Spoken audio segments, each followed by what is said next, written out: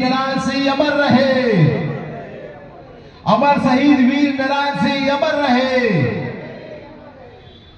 जिस तरीके से आवाज आ रही है वो बहुत कम है। मैं जिंदा कौम के बीच बैठा हूं, मैं अनुभव करता हूं और बताता हूं। गोंडवाना का अर्थ सिर्फ एक ही जाति नहीं है, ये छत्तीसगढ़ में इस गोंडवाना लैंड मतलब धरती, इस धरती पर बसने वाले हर एक व्यक्ति गोंड है। गोंडवाना लैंड पे बसने वाला हर समाज का व्यक्ति अपने आप को गोंड कह सकता है। ये गोंडवाना लैंड हम सबका है। आप जिंदा कौम हो जो जल जंगल और धरती की पहली बार जिनमें समझ आई, जो आज सभ्य समाज की बात करते हैं, उन समाज को जल जंगल जमीन पर्यावरण को समझने में कई हजार साल लग गए। उसको आदिवासी समाज हजारों सालों से समझ के बैठा हुआ है। मैं उस समाज के बीच में बात कर रहा हूं। आवाज उसी तरीके से आना चाहिए कि कौम जिंदा हो। अमर वीर शहीद नारायण जिंदाबाद, अमर शहीद वीर नारायण सिंह अमर रहे, अमर शहीद वीर नारायण सिंह अमर रहे। आज मैं दिनेश चतुर्वेदी, संस्थापक भीम रेजिमेंट, और मेरा एक और आइडेंटिटी, मेरा एक और परिचय है जो सरकार तय की है, और वो है हमारे पुरखा पूर्वज महान संत बाबा गुरु घासीदास के जैद खाम को बलौदा बाजार की धरती में काटा गया। उसके लिए हमने प्रोटेस्ट किया। उसमें बलौदा बाजार दंगा का 7 मुख्य आरोपी में से एक मुख्य आरोपी मैं। 9 महीने तक समाज के लिए मैंने जेल काटा है। यह मेरा परिचय सरकार 13 FIR और 150 धारा मेरे ऊपर लगा के रखा है। ये मेरा परिचय है और इस परिचय पे मुझे गर्व है। मैं ज्यादा कुछ नहीं जानता, पर इतना जानता हूं कि जो अपने आप को जो समाज सभ्य समाज कहते हैं, उनको जिन चीजों को समझने के लिए हजारों साल लग गए, उन चीजों को आपके समाज हजारों साल पहले समझ चुके थे। आज अनेक क्रांतिकारी नेता, अनेक क्रांतिकारी वीरांगनाएं आपके समाज में पैदा हुए। अंग्रेजों के खिलाफ लड़ने के लिए आपके समाज के हजारों युवाओं ने कुर्बानी दी है। आज छत्तीसगढ़ के अगर प्रथम स्वतंत्रता संग्राम सेनानी में अगर किसी का नाम आता है तो अमर शहीद वीर नारायण सिंह का आता है। आप उसके रक्त बीज हो, आप उसके वंशज हो, इस बात पे आप लोगों को गर्व होनी चाहिए। और आप लोगों के बीच खड़ा होकर मैं अपने आप को गौरवान्वित महसूस कर रहा हूं। आज जो अमर शहीद वीर नारायण सिंह जी है, आज लोग केवल सोचते हैं कि मेरा बेटा क्या खाएगा, मेरा बेटा क्या पहनेगा, मेरा बेटा कैसा रहेगा, मेरा परिवार कैसे से अच्छे से अपना जीवन यापन करेगा। लेकिन अमर शहीद वीर नारायण सिंह ने अपने परिवार के बारे में ना सोचते हुए संपूर्ण समाज के बारे में सोचा। उसने ये नहीं सोचा कि वो सोना खान की धरती में सतनामी बसाए, साहू बसाए, आदिवासी बसाए, कौन बसाए, ये नहीं सोचा। उसने अगर किसी की भूख मिटाई थी तो उस समय उसने केवल मानवता की भूख मिटाई थी। इस अमर शहीद के आप वंशज हो, इस बात पे आप लोगों को गर्व होना चाहिए। अंग्रेजों के खिलाफ लड़ते हुए 25 साल की उम्र में भगवान बिरसा मुंडा ने अपने शहीद हुए, उनके आप वंशज हो। इन सारे चीजों पे आपको गर्व करना चाहिए। और आज लोग कोरोना काल में जब ऑक्सीजन क्या चीज होता है, ऑक्सीजन की कमी में कैसे लोग तड़प के मरे हैं, उस चीज की जल जंगल जमीन की कीमत क्या होती है। जो ये सभ्य समाज अपने आप को दिखावे की बात करते हैं, उन सभ्य समाज को समझ आया कि आदिवासी समाज आखिर किस चीज के लिए लड़ रहा है। पर्यावरण भी हमारा ईश्वर है। आज मैं भी अनुसूचित जाति से आता हूं। मैं कुछ कानूनी चीजें बताना चाहूंगा जो आप लोगों के काम आएंगे। देखिए, एक है हम लोगों के लिए कानून बनाया है एट्रोसिटी एक्ट, अनुसूचित जाति जनजाति अधिनियम। उस अधिनियम के अंतर्गत केवल लोग यही जानते हैं कि जाति सूचक गाली दे दिए, केवल उतना ही जानते, लेकिन ऐसा नहीं है। अगर एसटी या एससी की व्यक्ति को अगर कोई अदर व्यक्ति किसी भी कारण से अगर उसकी हत्या कर देता है तो भी एट्रोसिटी एक्ट लगता है और उसमें 8,25,000 सरकार के द्वारा आपको दिया जाएगा। कि ये बात कितने लोगों को पता नहीं? अगर आपके जमीन पर कोई व्यक्ति जबरन कब्जा करके बैठता है तो भी उस व्यक्ति के ऊपर एट्रोसिटी एक्ट लगेगा और आपको कंपनसेशन के रूप में 1 लाख रुपए मिलेगा।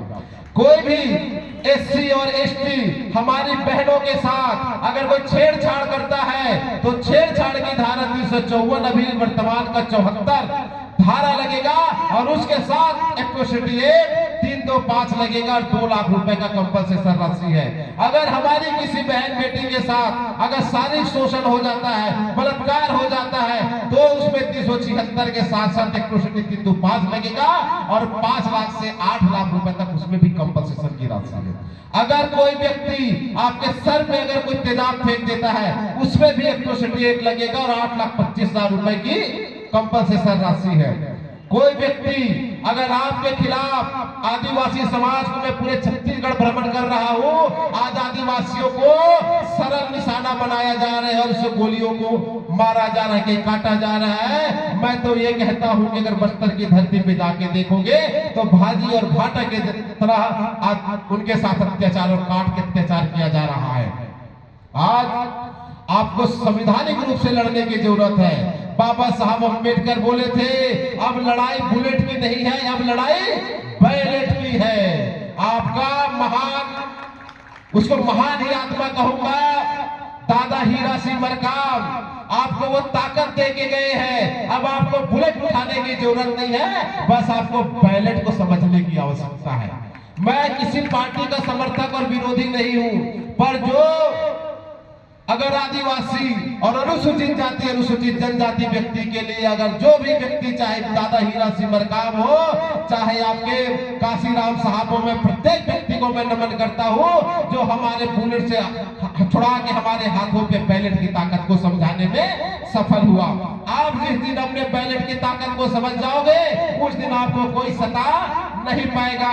तो मेरी बहनों मेरे भाइयों, मैं इतना बताना चाहता हूं कि आपको संवैधानिक रूप से भी आपको मजबूत होना पड़ेगा। आज सोशल मीडिया वो ताकत है, आज यहाँ पर भीड़ क्या है वो मायने नहीं रखती, लेकिन आप जो सोशल मीडिया पे जो अपने समाज के हक अधिकार या अपनी पार्टी की जो बात रखेंगे, सोशल मीडिया में करोड़ों व्यक्ति उस बात को सुनेंगे और देखेंगे और विचार करेंगे। अगर आपकी बात सुनते आपके जो नेता है उनकी बातों उनके विचारों को अगर आप सोशल मीडिया पे जगह दोगे तो मैं जानता हूं कि उसमें अगर 10,000 लोग सुनेंगे लेकिन 50 लोग आपके विचार से प्रभावित होके आपके पार्टी आपके लोगों के साथ जुड़ के आपके कंधे से कंधा मिला के आपके मदद के लिए आगे बढ़ेंगे। हमारा संगठन जो बना है, देखिए राजनीतिक ताकत अलग चीजें है, एक सामाजिक ताकत भी होनी चाहिए। जब सामाजिक ताकत मिलता है तो राजनीतिक पार्टी निश्चित तौर पे आगे बढ़ती है। हमारा जो संगठन है भीम रेजिमेंट छत्तीसगढ़ अब तक 2000 लोगों के केस को लड़े और 2000 निर्दोष लोगों को न्याय दिलाने में सफल हुई है। हमारा संगठन किसी से न्याय दिलाने के नाम पर कोई पैसा नहीं लेता, कोई 1 रुपया नहीं लेता। मेरी बहनों मेरे भाइयों, मैं आपको विश्वास यहाँ पर दिलाता हूँ कि अगर आपके किसी भी परिवार में कोई भी समस्या है, अगर कोई तहसीलदार कोई कलेक्टर अगर आपको जबरन और बेफिजूल का अगर प्रसाद करता है तो आपका भाई उस कलेक्टर के भी कॉलर पकड़ के आपके न्याय दिलाने के लिए काम करेगा। मैं भरे मंच पे कहने से भी नहीं डरता। अगर मेरे भाइयों के ऊपर अगर मेरे समाज के ऊपर अगर कोई बात आई तो उसके लिए लड़ने के लिए हम अपनी गर्दन तक कटाने के लिए तैयार है। इस बीच में अगर शासन और सत्ता के लोग भी आएंगे तो 9 महीना जेल काटेंगे, अगर 9 साल भी काटना पड़ जाए तो भी हम तैयार हैं। मेरा मकसद यहाँ पर आके भाषण देना नहीं है, मेरा मकसद इस कवर्धा की धरती पे आके चुनाव लड़ना नहीं है। मेरा मकसद है कि मेरे जो आदिवासी समाज के जो भाई है, इस विचारधारा से जुड़े हुए समाज के जो मेरे भाई हैं उनके हक और उनके अधिकार के लिए मैं और मेरा संगठन और मेरे साथी मजबूती के साथ आपके लिए निस्वार्थ भाव से लड़ाई लड़ने के लिए यहाँ पर आया हूँ।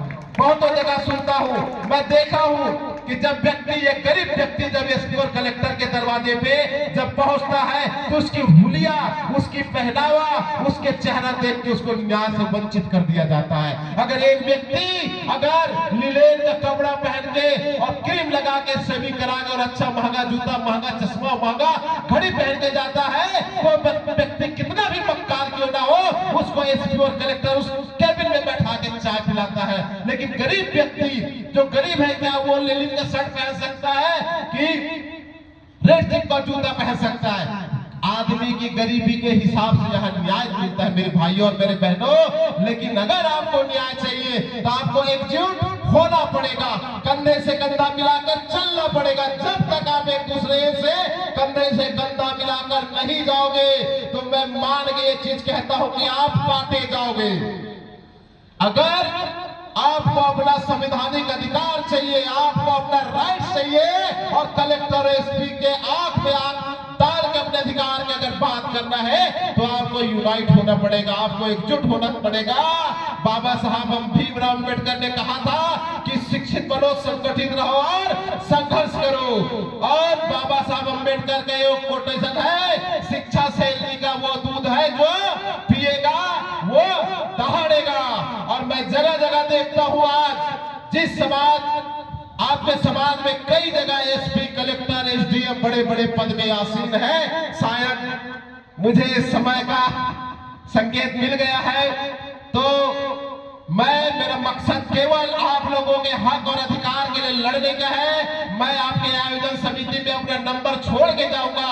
जहां भी आपको जरूरत पड़ेगी, चाहे तहसील ऑफिस में हो, थाना में हो, कलेक्टर में हो, जिस किसी में भी मेरी जरूरत पड़ी, अगर आपको पड़ोसी तंग करता है या कोई भी तंग करता है तो आप मेरा एक कॉल करिए। आपका भाई आप तक केवल एक कॉल की दूरी पे खड़ा है और व्यक्ति से ये रुपया न्याय के लिए नहीं लिया जाएगा।